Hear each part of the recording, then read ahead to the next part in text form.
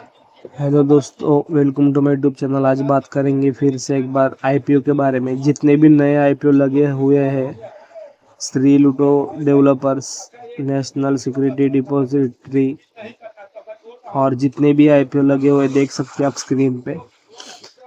ये जो आईपीओ है दोस्तों, जो अभी लॉन्च हुए हैं, उन आईपीओ में अच्छा खासा मतलब गेन नहीं दिखाई दे रहा है, सिर्फ जीएनजी आईपीओ को छोड़ के। और मोना रेक आईपीओ को छोड़ के इसमें लिस्टिंग इन हुआ है शायद, फिर भी ये डाउन गया है।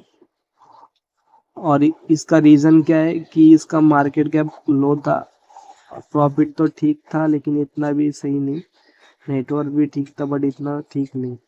तो ये रिस्की स्टॉक है, इसमें इन्वेस्टमेंट करना गलत है, इन्वेस्टमेंट मत करो। जीएनजी आईपीओ में आप अभी भी कुछ मत करो जब तक आपको 4 से 5 साल का प्रॉफिट दिखाई नहीं देता, तब तक आप कुछ नहीं करना है आपको। और दूसरी बात, और दूसरा कौन सा आईपीओ है, ये भी आईपीओ ठीक नहीं है। जिसका मार्केट कैप कम है वो आईपीओ ठीक नहीं है, उसमें आप जाओ ही मत, खरीदारी मत करो ताकि आप फंसो। जिसका मार्केट कैप कम रहता है उसको आपको इग्नोर ही करना है। जिसका मार्केट कैप 10,000 सीआर से ऊपर है उसको आप सोच सकते हो जब वो आपको सही वैल्यूएशन पे मिले। अभी ये क्रीजैक एजुकेशन का जो सेक्टर है, ये जो आईपीओ है 333 पे आया था, 338 पे ट्रेड कर रहा है। इसका मार्केट कैप 5,600 सीआर है, फेस वैल्यू 2 है, और इंडस्ट्री पी 51 है। ये स्टॉक भाग भाग सकता है फ्यूचर में मेरे ख्याल से। प्रमोटर होल्डिंग भी अच्छा है 79%, लेकिन अभी भी फॉरेनर इन्वेस्टर घुसे हुए हैं। म्यूचुअल फंड ने भी 1.81% का होल्डिंग किया है। तो ये स्टॉक अच्छा है बट हमको डिस्काउंट में स्टॉक चाहिए, क्योंकि डिस्काउंट में मिलेगा तभी अच्छा है। अभी ये डिस्काउंट में नहीं मिल रहा है तो हम लोग क्या कर सकते हैं, रुक सकते हैं, वेट कर सकते हैं। डिस्काउंट में मिले तो ले सकते हैं, क्योंकि अभी इधर रिस्क लेना थोड़ा ये हो जाता है। बाकी H D be financial service की बात करें तो ये स्टॉक कुछ रिटर्न नहीं दिया, 9% गिरा हुआ है। फाइनेंस का सेक्टर का स्टॉक है, इसमें 220 का बुक वैल्यू है, प्रॉफिट 2 साल का ही दिखा रहा है, नेटवर्क भी 2 साल का, नेटवर्क बहुत हाई है। इसमें इन्वेस्टमेंट किया हुआ है म्यूचुअल फंड वाले ने, 4 म्यूचुअल फंड ने इन्वेस्टमेंट किया हुआ है, लेकिन कुछ फ़ायदा नहीं है दोस्तों, क्योंकि नेटवर्क अच्छा है तो स्टॉक स्लो चलेगा। और दूसरी बात, फेस वैल्यू अच्छा होने के कारण, बुक वैल्यू अच्छा होने के कारण स्टॉक भाग सकता है, बट पी रेशियो और पीवी रेशियो थोड़ा कम है, इसके लिए स्टॉक भागना मुश्किल है। और इंडस्ट्री पी कम है, इसके लिए स्टॉक भागना और मुश्किल हो जाता है, धीरे धीरे चलेगा ये स्टॉक। और डेबिट बहुत है कंपनी के ऊपर, 5.52% डेबिट है, तो स्टॉक भागना थोड़ा मेरे ख्याल से कमज़ोर हो सकता है। ये जो मैं लर्निंग बता रहा हूँ आपको, ये लर्निंग हमेशा याद रखनी है। मैं वही बता रहा हूँ जो मैं देख रहा हूँ, मैं आपको एक एक चीज़ें बता रहा हूँ। और ये जो है संभव स्टील अच्छा स्टॉक है, 31 का बुक वैल्यू है, फेस वैल्यू 10 का है, इंडस्ट्री पी 21 है, पीवी रेशू ठीक है, आरओई थोड़ा 15 के ऊपर रहता तो अच्छा होता, बट कोई बात नहीं। ईयरली रेवेन्यू अच्छे है। प्रॉफिट की बात करें तो ईयरली प्रॉफिट ठीक है, बट ईयरली प्रॉफिट हमको 100 सीआर के ऊपर चाहिए। नेटवर्क अच्छा है, नेटवर्क हमको कम से कम मैक्सिमम नेटवर्क बढ़ते ही रहना चाहिए। जैसे 200 से नेटवर्क 400 गया, 400 से 800 जाएगा, तभी ये स्टॉक अच्छा है। और आपको हो सकता है कि आने वाले टाइम में जब डाउनफॉल आए तो ये स्टॉक नीचे आ जाएगा, या फिर कुछ भी हो सकता है, नीचे आएगा या कुछ भी होगा। अगर आपको रिस्क लेना है या कुछ करना है तो आप स्टडी करके रिस्क ले सकते हो, और लेना है तो कम क्वांटिटी में रिस्क ले सकते हो, जैसे 1 क्वांटिटी या 2 क्वांटिटी, लर्निंग के लिए, सिर्फ लर्निंग के लिए 1 क्वांटिटी ले सकते हो, बाकी कुछ नहीं है। बाकी आपके ऊपर डिपेंड कर दे कि क्या करना है क्या नहीं करना है। और रामा टेलीकॉम, ये भी स्टॉक सही नहीं है।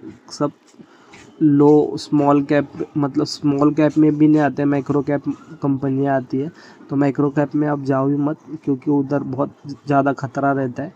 लॉस के चांसेस बहुत रहते, स्टॉक रिकवर नहीं होता है।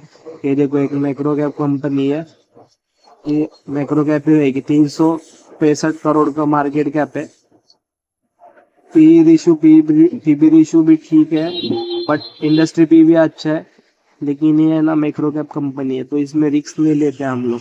इसके लिए देखो म्यूचुअल फंड इसमें इन्वेस्टमेंट करेगा ही नहीं, कभी भी म्यूचुअल फंड ऐसे स्टॉक में इन्वेस्टमेंट नहीं करता, लेकिन प्रमोटर होल्डिंग इसमें है।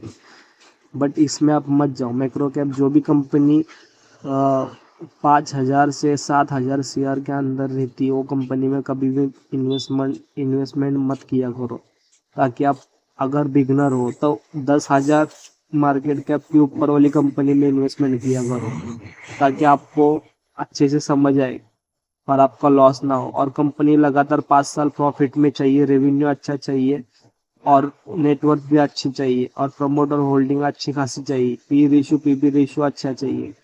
पी रेशो आरओई 20 के ऊपर रहेगा, 25 रहेगा जैसे इसका है। देखो आरओई कितना है, 25 है, बुक वैल्यू 55 है, फेस वैल्यू 10 है। पी रेशो थोड़ा कम है, पी रेशो 50 के आसपास रहता और पीबी 5 के ऊपर रहता तो बहुत अच्छा होता, स्टॉक भागता। फिर भी ये इतना अच्छा स्टॉक कैसे हो गया, क्योंकि देखो इसका बुक वैल्यू अच्छा है, आरओई अच्छा है, इसके लिए स्टॉक 34% भागा। केमिकल का सेक्टर है, सेक्टर कोई भी हो स्टॉक भागता क्यों है, क्योंकि ये सिर्फ एक भागा है, ये दो तीन चीज़ों की वजह से भागा है।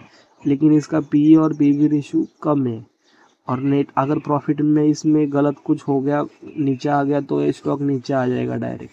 तो इसमें इसलिए, और एक ऊपर से कंपनी मैक्रो कैप है, 300 शेयर कंपनी का मार्केट कैप है, तो इसमें रिस्क लेना गलत है, इसमें रिस्क मत लो। ऐसे कौन सा भी मैक्रो कैप वाला कंपनी रहेगा उसमें रिस्क नहीं लेने का, किसी भी मैक्रो कैप कंपनी में रिस्क नहीं लेने का।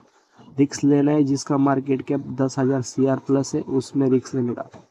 बिल गैस इंडस्ट्री मार्केट कैप 11,000 शेयर है, P ratio PB ratio P ratio 33 है, पीबी रेशो 2.44 है। इंडस्ट्री पी अच्छा है, कंपनी के ऊपर डेबिट है 1.10, फेस वैल्यू अच्छा है, बुक वैल्यू अच्छा है, आरओई में मार खा रहा है, 15 के ऊपर नहीं गया, ईपीएस में भी मार खा रहा है और पी रेशो में भी थोड़ा सा मार खा रहा है और पीबी रेशो में भी मार खा रहा है, इसके लिए स्टॉक भाग रहा नहीं है।